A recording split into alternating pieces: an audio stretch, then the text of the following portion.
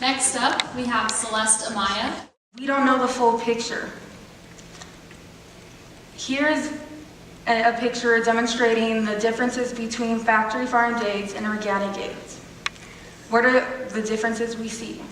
Well, actually, there is no difference, and the reason why is because they all go through the same process, and organic is just a word to make you believe what you want.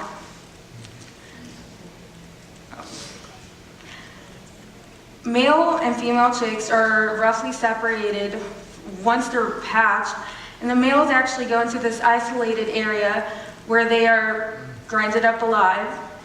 And about 200 million male chicks are killed each year just in the United States alone. The females. To reduce pecking, the farmers cut off their beaks with a hot laser with no anesthetic so they feel everything, and then are shoved into this small cage where they spend the rest of their lives. And then once their egg production starts to decline, they are then shoved into this metal cart where they are suffocated alive with carbon dioxide. The second way that they make us think that the farming industry is not what it is that they make us think that times are different. They make us think that times are different. On their websites, they put pictures of happy families eating together, or even they have the audacity to put a picture of a cow to make us think, hey, the way of killing is more humane. And our slaughterhouses are not cruel, when in reality, it looks like this. According to the USDA data, over 99% of farmed animals live in factory farms. And over 100 billion animals in the global food system live in confined cages. Now,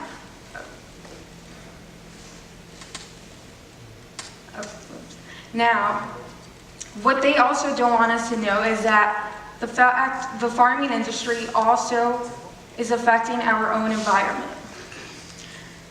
It produces more greenhouse gas emissions than all planes, cars, trains, and all transportations combined.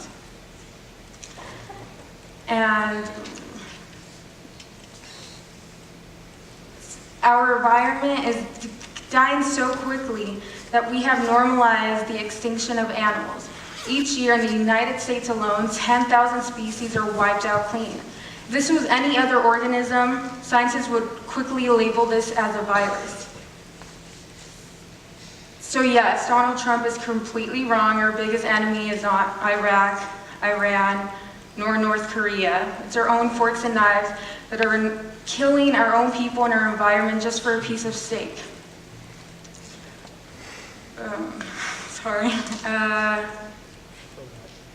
If we would just cut meat production by 10%, we would be able to feed 100 million people in the world. Cemeteries would literally go bankrupt. Now, there's always this question of, well, do these animals even feel love? Us humans are the most loving and compassionate and creative animals, but we also are the most destructive animals to ever walk on this planet. A cow who has anxiety can literally be prescribed the same anxiety medication a human is prescribed, and it would 100% calm the cow down. Now, what does this tell us about the parallel functions of our brains? Do we celebrate the fact that a cow feels anxious just like us, could even remember 100 of their friends' faces? No, we usually cook them for dinner.